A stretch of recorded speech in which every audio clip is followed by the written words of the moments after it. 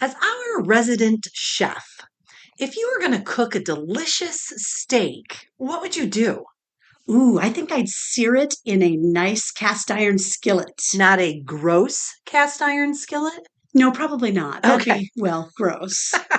Well, either way, it's not what we're doing today. Oh, no? Today, we're going to go ahead and mix a little meat juices with creative juices. Oh. Juice. Ugh.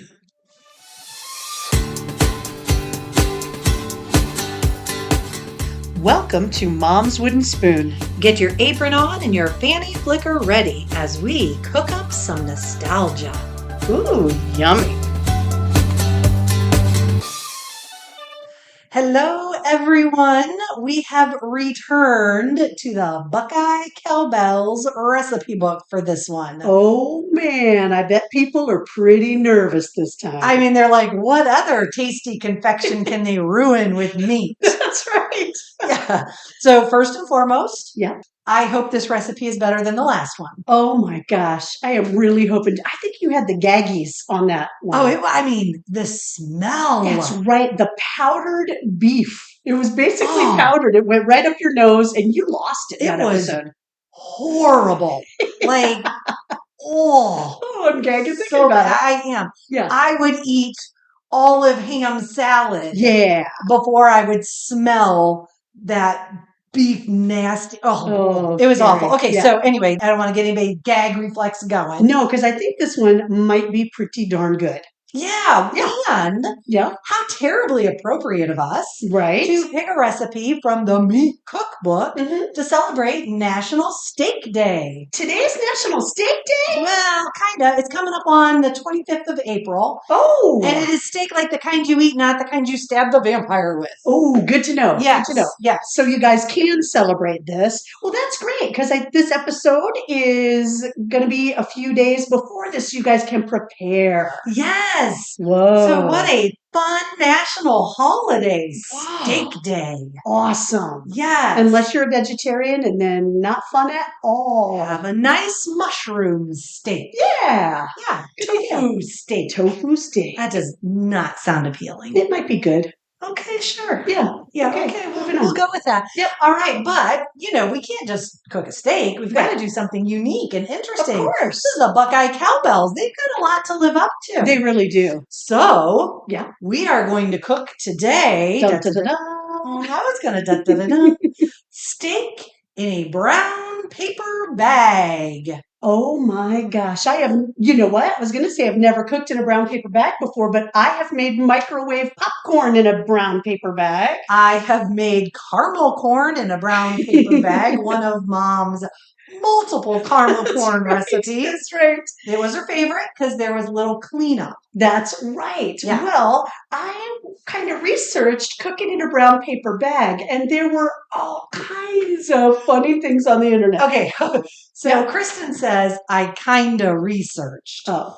She's kind of clued me in. This was not a kind of research. No. She went down the rabbit hole. I did, man. Brown paper bag cooking. It is awesome. Okay, we'll start simplistically. I found a woman online. It was a YouTube video. She made brownies, individual brownies in sandwich-sized brown paper bags. She literally poured the batter in a brown paper bag, and then she put sprinkles on the top or little chopped nuts, coconut, whatever, baked it in the paper bag, pulled it out, ripped the paper bag off, and everybody had their own little brownie that was the size of the bottom of a sandwich-sized brown paper bag.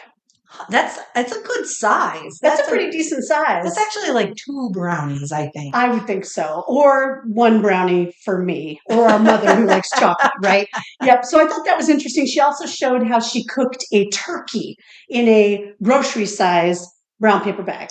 Well, I have cooked a turkey in one of those plastic cooking bags. Right. It has to be healthier for you than wrapping plastic. I would imagine. I would imagine. Yeah, but there were people online that were really freaked out about cooking in a brown paper bag and the poisons that may emanate from the paper. Well, are we using an inked up? That's exactly what somebody said, that they were really, really worried about the ink and that it might give off fumes. They also said that grocery bags are not sterile and that the fibers can emit toxic fumes. Okay. So my roasting pan, is Right. not anywhere close to sterile. That's right. But there were extensive discussions about where they store paper bags in grocery stores and that potentially cockroaches are crawling all over it. Kind of gross. Okay. No cockroaches in my house. Right, because we're using a sandwich size paper bag. And so that would have been wrapped in plastic at the factory. Yeah.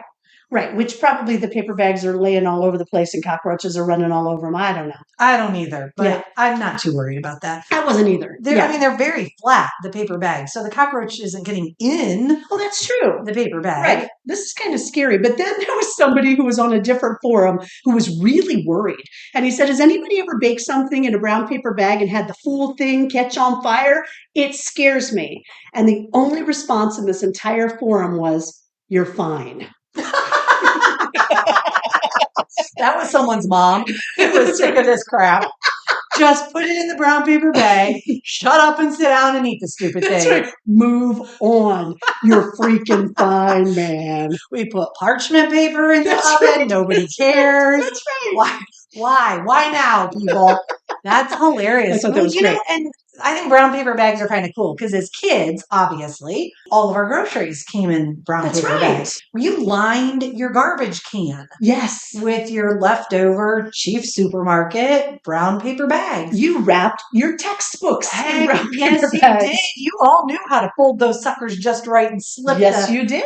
That was an art. Oh, yeah. Decorate the heck, and you learned how to do it so that the ink was on the inside, not the outside. So you had lots of blank canvas for decorating your book. Cool. Oh, yeah.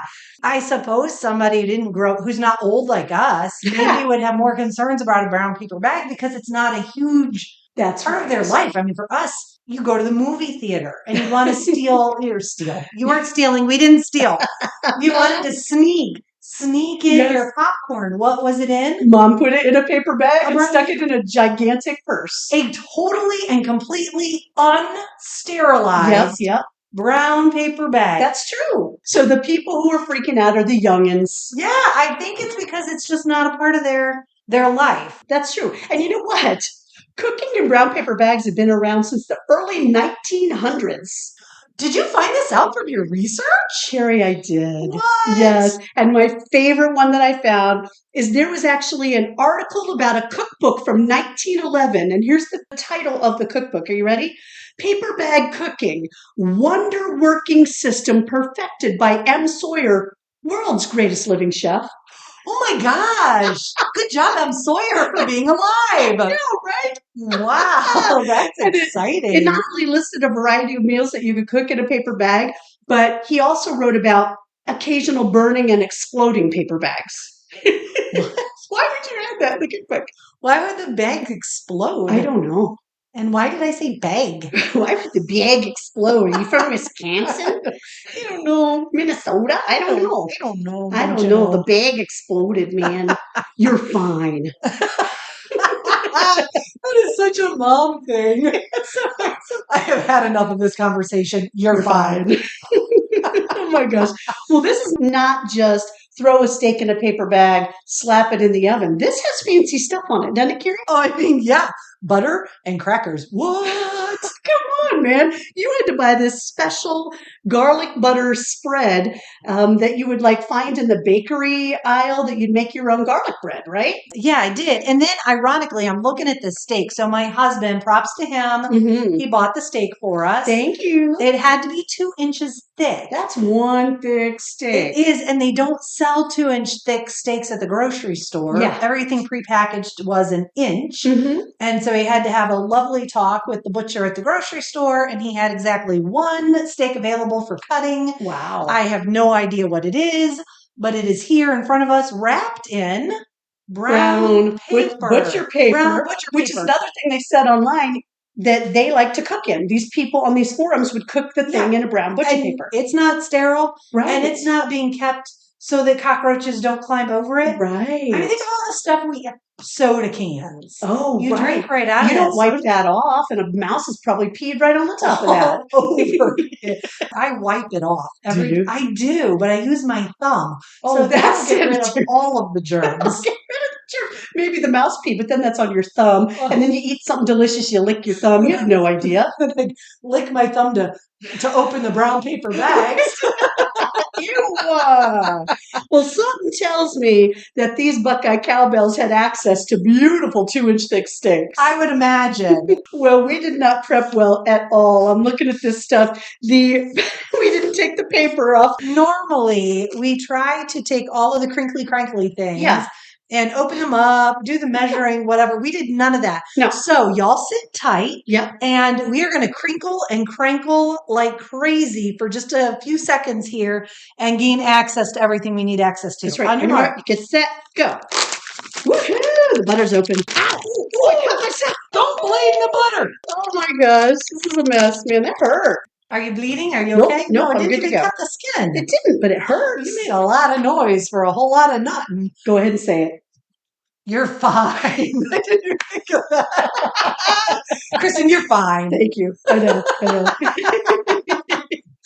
I missed a golden opportunity. Dang it, Carrie, you are not on your game today. I am not. Okay, so here is the recipe. You have a USDA choice beefsteak 2 inches thick. Then we're going to take 3 tablespoons of garlic spread concentrate. We don't want any of that unconcentrated garlic spread. What?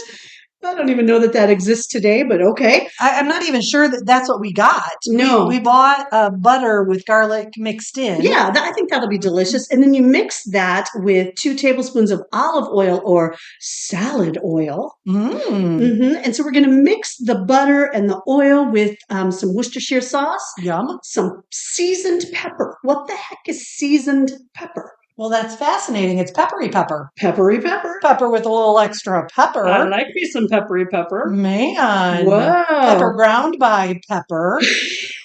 Didn't make any sense. No. So we're going to use some well-seasoned pepper, and we're going to mix that all together in a bowl and spread it all over the steak. Yes. And then the special thing is we are going to then press some dry breadcrumbs or cracker crumbs all over it. Yes. And we had a conversation about do we use dried breadcrumbs? Right. Do we use cracker crumbs? Kristen very kindly offered her stale saltines. Yes, yes. I was going to go for Ritz. Oh, I didn't have Ritz. I did. Buttery deliciousness. But that would have been you know what? When somebody offers you stale saltines, you say, yes please. Absolutely. Because you know what? You'll be fine. It's fine. It's fine. And then I'm reading the directions. It says make a paste of the garlic spread, oil, Worcestershire sauce, salt, and pepper. Maybe that's the season. Maybe seasoned pepper is salt and pepper. Maybe that's what they meant. That's hilarious. That's weird. I don't get it. That is. But here's my favorite part of the instructions. Oh. So then they tell you how long to cook it. Yeah. Okay. So in 40 minutes, you'll have a rare steak, which I do not want. Oh. In 50 minutes, you'll have a medium rare steak, which Kristen wants. Yeah. I'm more of a fan of medium. Yeah. But in 60 minutes, you'll have well done. What happened to medium and medium well? I know, right? Somewhere between 50 minutes and 60 minutes, cross your fingers and pull that bad boy out.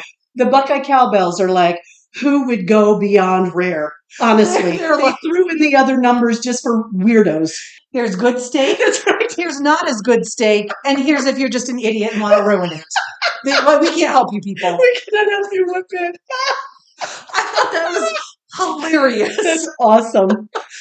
We're going to give you 3 choices and, whatever. What else? If you go over 30 minutes, that's on you. Oh my gosh. Well, let's start making this spread here. This Okay, so we paste. got to mix a bunch of junk together, right? Yep. Okay, so we need 3 tablespoons of the garlic I'm on spread it, I'm on it. concentrate, and then 2 tablespoons of the olive oil. Maybe when you take the garlic spread, Yeah. you just have to concentrate. That's what it I think that's it. Concentrate really hard. I can do that. Here's a little bit of a spatula if you need that. Oh, thank you, because I was going to use my finger and it's buttery. And Yes. And it was touching the mouse pee on your soda On my- can earlier. Yes, because I've had a lot of soda so far this month. Oh my gosh. Well, this recipe book came out in 1973. It did. And you know what I found that happened in 1973 that's very apropos for this recipe? Your little baby sister was born. Yes. And the first week of April 1973, there was actually a nationwide meat boycott. Really? Yeah, people were super mad about the rising food prices, especially meat prices, right? Okay. You want to know what a 1 pound sirloin steak cost in 1973? Oh, I would love to know, Kristen. They were super. I know, because I did a lot of research, Carrie. Right after the Yeah. brown paper bag. That's right. Well, they were super ticked because it cost a whole $1.11 for a pound of sirloin steak. Cow. Man, We oh need to man. boycott stuff. No kidding. There's a Yeah. Kellogg's boycott going on right Is now. there? Because they almost did a let them eat cake type of situation. People are upset about the rising food costs. So Kellogg's came out and said, well, don't worry about that, poor people. Just eat Frosted Flakes for dinner. Maybe not one of their better marketing Probably techniques. not the best. People are boycotting ye old Kellogg's. Someone did not think that one through all the way. Okay, so I have something to share with you. Okay, what is it? So do you think cooking and hold on, let me fling butter your general direction. Well, you first. fling ham, you fling all kinds of things. That's This is what I going to do. be a bit tricky because that butter is hard. How are we going to mix Is in this a everything? microwave safe dish? Can Yeah. we warm it up like just 5 I'm seconds? going to do that. Yeah. Okay. Ooh, this smells like heaven. So yeah, this butter concentrate stuff was super hard. Microwave that for 5 seconds and it's perfect. Excellent. Okay, so Carrie has a story for us. Okay. I'm going to add the olive oil. So as I mentioned before, my husband, he's the cook in the family. Yeah. And so as I was preparing for this, I did not research brown paper bags. What? I did look up how to cook the perfect steak, however. Oh, did you? There were a lot of ideas, and I will let you know that not a one of them included a brown paper bag. What? Come on. Nope, for reals. For reals. So I asked my husband, I'm like, all right, what are some weird cooking techniques that you know of? Oh, okay. You know, like cooking in a brown paper bag. Yeah. And he's like, oh, radiator cooking. I'm sorry. What? We lived in a really old house when I was in high school. And we had those old fashioned radiators. Yeah, that would have like oil or water or something in them.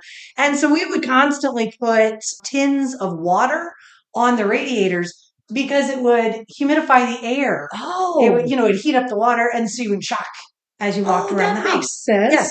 Apparently some people cook on them. Really? I was thinking like in the car. Well, that's what he was talking about. Oh. In the car. So it is a thing. Is it a thing? It is a thing. I'm guessing they don't wrap the stuff in a paper bag though. No, they wrap it in the aluminum foil. Aluminum. Yes. And so the instructions, I found multiple websites on how to cook on the car radiator. And so they're like, so what you want to do is start the car up and drive around for a little bit because you need to heat up the radiator a bit. And then you get to the radiator and you start touching it. And when you burn the crap out of yourself, that's the spot you want to cook on. Oh my gosh. Because apparently the radiator heat is not even. I had no idea. Dispersed. I'm sorry, I'm making a lot of noise mixing this. That was a lot of pepper. I did not put in all the pepper because I have very finely ground pepper. It was a lot. And I did only half of it because it was too much. The whole mixture now is just kind of pepper colored. It really is. Well, there's Worcestershire in there too. Seasoned pepper colored. Ooh, that is well seasoned. Yeah, that's awesome. So after you burn the crap out of your finger, you take your meal, maybe like some hot dogs. Oh, hot dogs on the radiator. Ooh la la. Wrap those suckers in foil. You could do like a roast, but only if you have a long drive. A roast? How do you make it not fall off? Oh, there's instructions for that. You're kidding me. No, I am not. So then you take it and you put it on, and you have to leave the top of the aluminum foil kind of loosey-goosey, and then you shut the hood because you want to see the distance between your food and the hood. Oh my So you can then shove stuff in between your food item and the hood to push it down real tight. So as you're speeding on down the road, you don't lose your item. And so you secure your packet so it does not fly away whilst driving. Wait, how do you secure it? Well, so they recommended making balls of aluminum foil and sticking them on the top and then putting the lid down so the pressure of the radiator, the food, the balls just kind of wedges it in there. Hood would all just keep it. And so you don't want to like drive through a parking lot like Home Depot that has those super, super high speed bumps. Probably not. You do not want to go to the car wash. Oh, no. But they're like, well, if you're just doing a quick commute to work, Yeah. you would have to do like pre-cooked sausages. Oh, you can make breakfast on your way to work. Good grief. Or pre-cooked breakfast sandwiches. And you just put them on the radiator. I'm just saying I'd rather swing by Mickey D's. When you get to work, it's hot and ready to eat. So you need to be careful because now you got to take all of this off. Oh my gosh. The You have to have radiator. oven mitts in your car. Yes, or maybe just some tongs. Okay. Maybe take some barbecue tongs with you so you can eat your...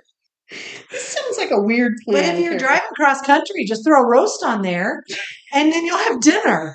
Next time we drive to Ohio, Carrie. And think how delicious that will smell as the roast juices sizzle over the radiator. Yum. Yum. We could show up at our family's house and be like, don't worry about dinner, folks. We brought it with us. Can you toss some potatoes and carrots? Well, why not? Ooh. Yeah, I would say, and I didn't read this, so this is just me on the fly, folks. Yeah. I would get the extra thick aluminum foil. Oh, good point. Yeah, don't go the thinnest generic that's version. probably, Get the extra thick. which is what Carrie would generally do, is get the cheapest. Oh, generic. 100. Yes, I would. Now, on another note, Carrie, look at the ugly color of this mixture. I took a picture. It is so gross. That is a horrible color. It is god awful, but it does not smell too peppery. It really smells yummy. The Worcestershire smells great. And so it's way runnier than I expected it to be. Totally. It was the it was only exciting. I'm excited. It was only 3 tablespoons of the garlic spread and 2 of the olive oil. So it really made it pretty runny. I thought it was going to be super thick. I really did too. I thought it would be more like a paste. Okay, so I did not do brown paper bag research. Right. However, I did run across something brown paper baggy, and what it said is that it's the grease kind of coating the bag. Yes. That is the key to the deliciousness of brown paper bag cooking. That is cool. Yeah.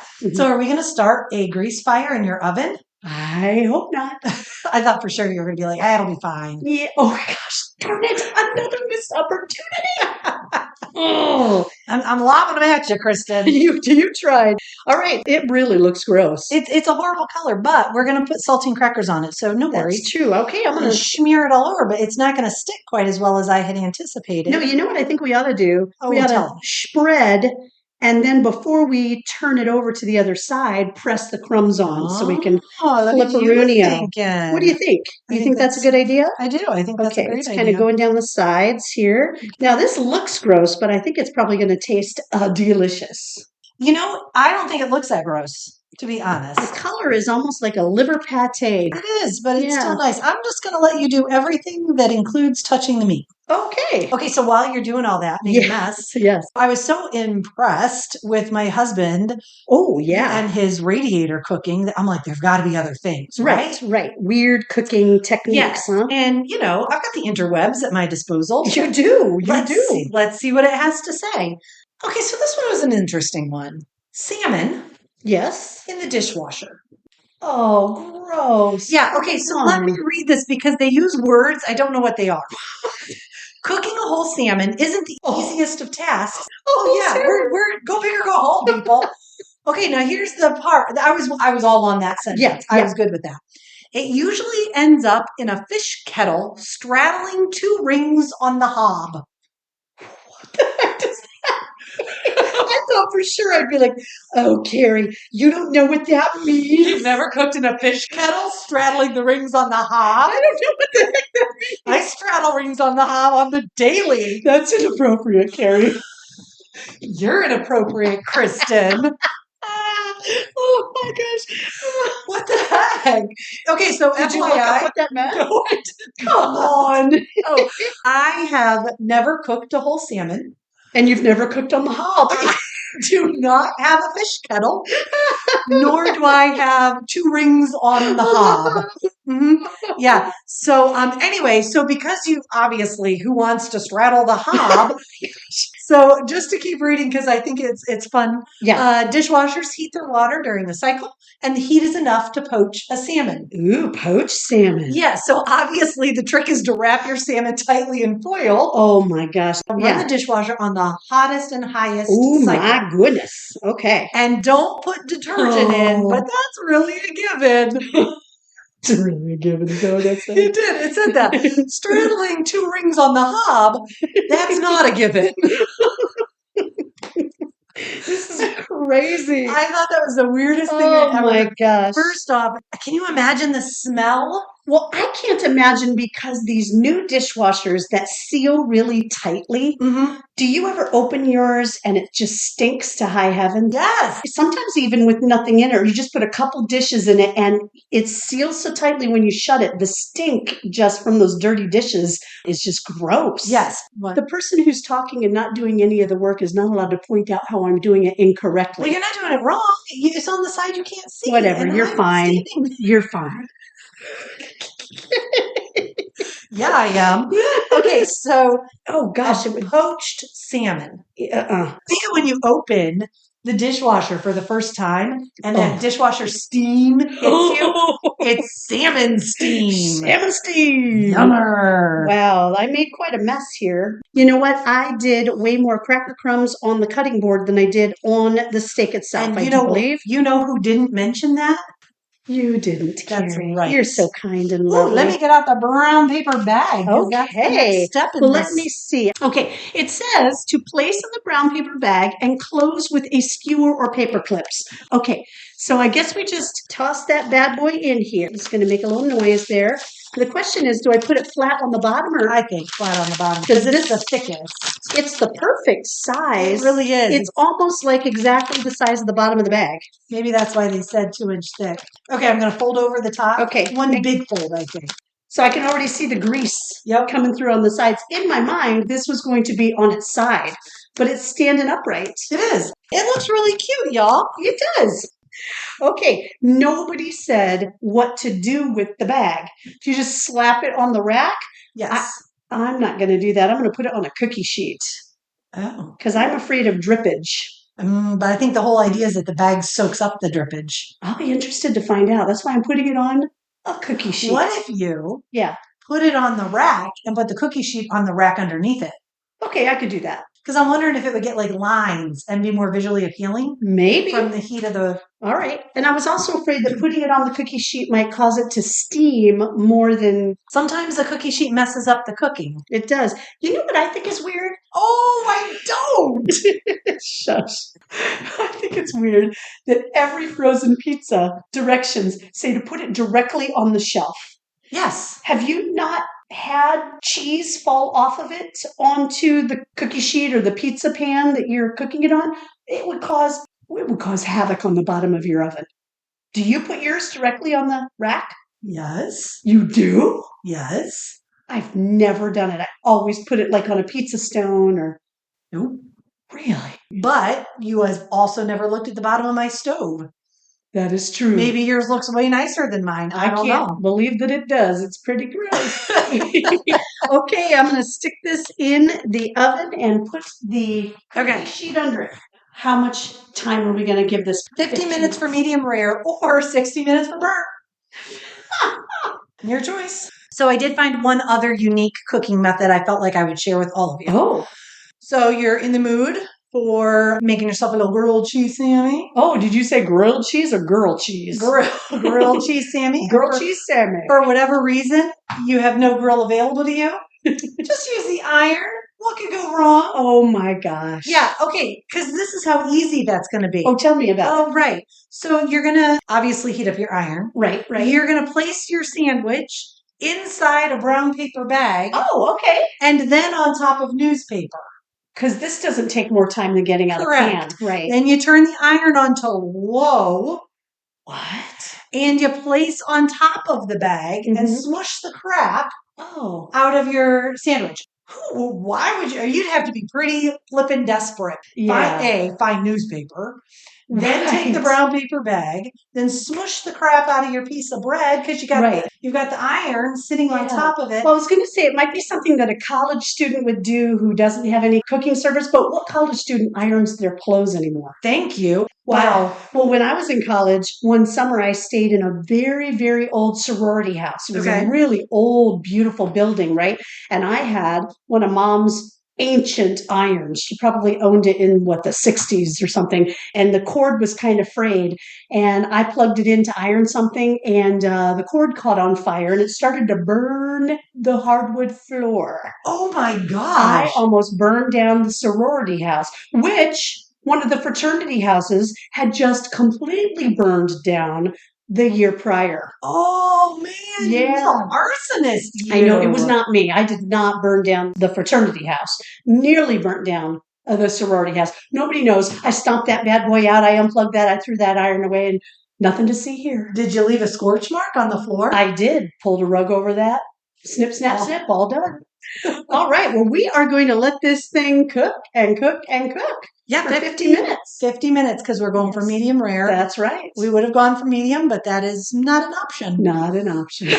We couldn't possibly figure out the math to do that. I mean, that's a lot of distance from medium rare to well done. Yeah. In a 10-minute That's right. span. And it's not like you can open the bag and check very easily. No. And I wonder if they lie. Do you think well done? They're like, let's call it well done. But it's really just as far cooked as we're willing to allow people to go. I think that's probably it. Yeah. Anything beyond 60 minutes is just gross, and we're not cool with that. We're not cool with that. Yeah. I mean, we're Buckeye Cowbells. We don't roll like that. Thank you. Yeah. We do not cowbell that way. No, we do not. Because what does this world need? More cowbell. Heck yeah, it does. All right. We'll be back.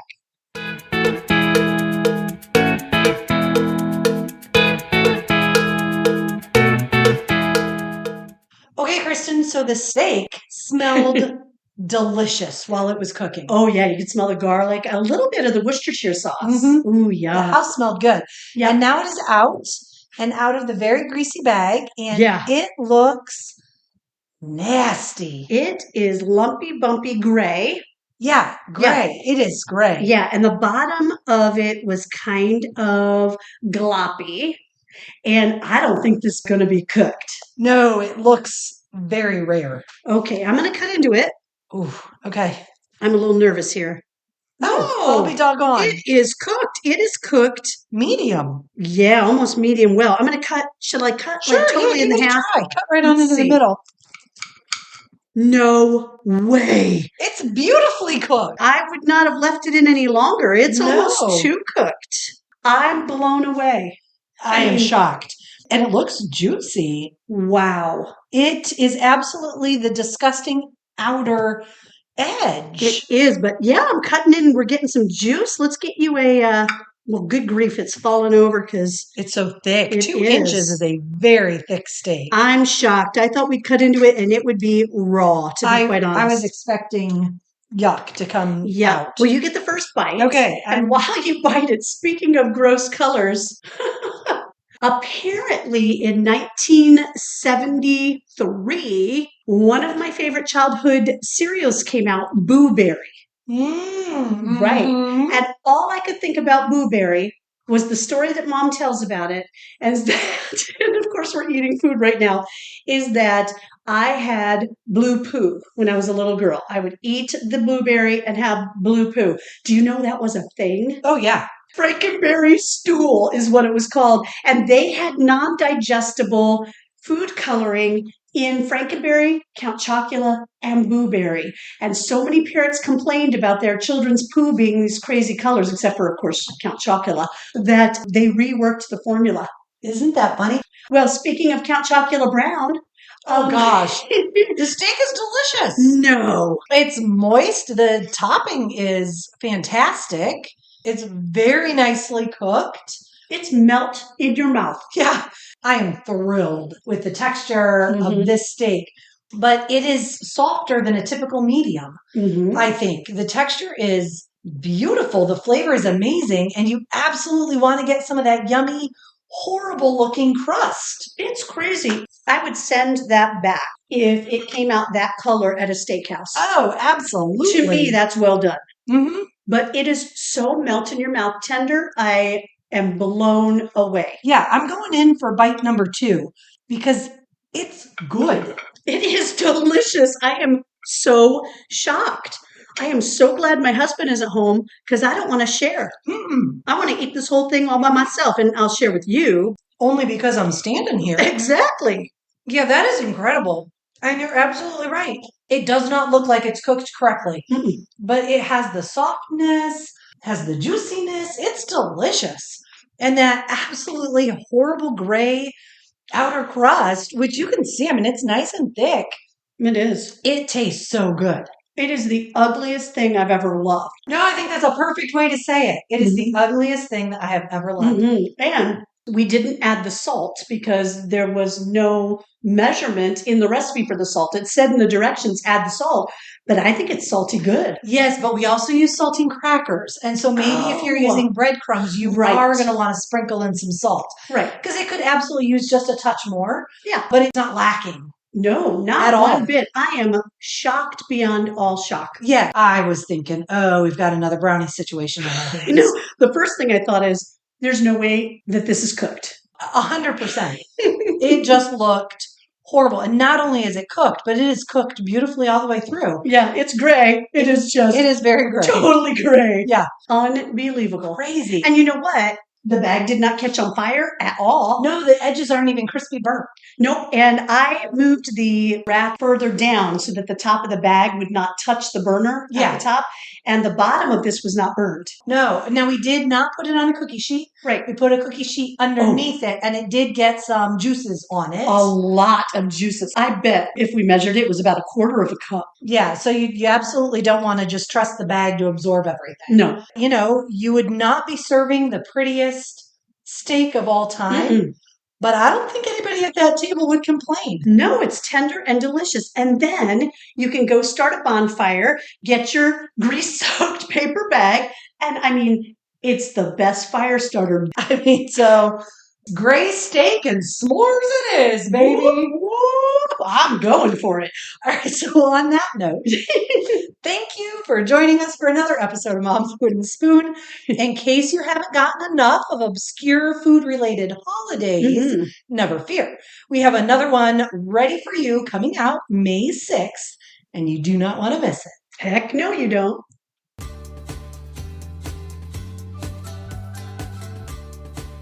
Thanks for listening to Mom's Wooden Spoon. If you like what you heard, don't forget to subscribe. If you want a copy of this recipe or to check out our blog, click on the link to our website in the podcast description. If you'd rather, you could get to our website through Facebook, Twitter, or Instagram. Pick your poison. Don't say poison. We're making food.